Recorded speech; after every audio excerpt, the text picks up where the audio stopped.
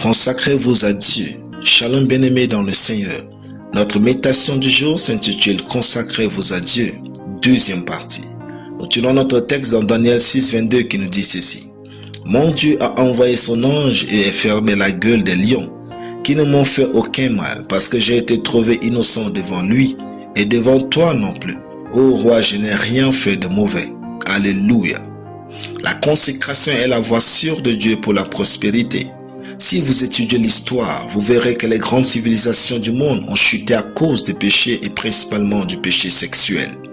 Quand vous vivez dans le péché, le diable n'a plus besoin de vous combattre, car vous allez vous-même vous détruire. En effet, le péché est le pire poison mortel pour l'esprit humain. Cependant, vous pouvez choisir de vous donner à la parole de Dieu, à ses lois et de vivre par elles. Si vous le faites, rien ne pourra vous empêcher de réussir et de vivre le bonheur. Votre consécration vous conduit dans une unicité avec Dieu. Quand Daniel fut jeté dans la fosse aux lions, ceux-ci ne lui ont rien fait. Parce que la consécration a amené Daniel dans une dimension où les lions ne pouvaient pas le manger.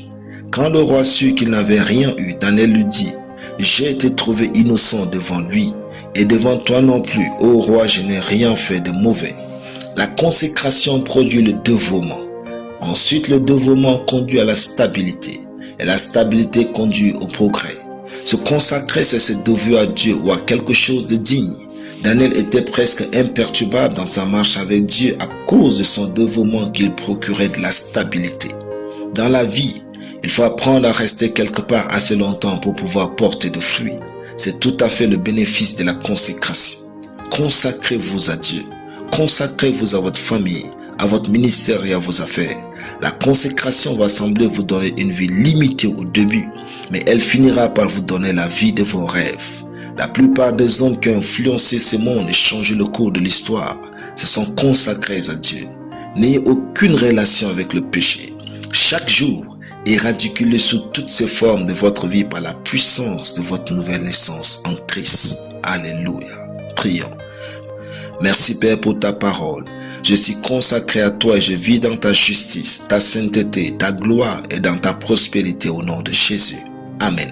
La lecture biblique en une année.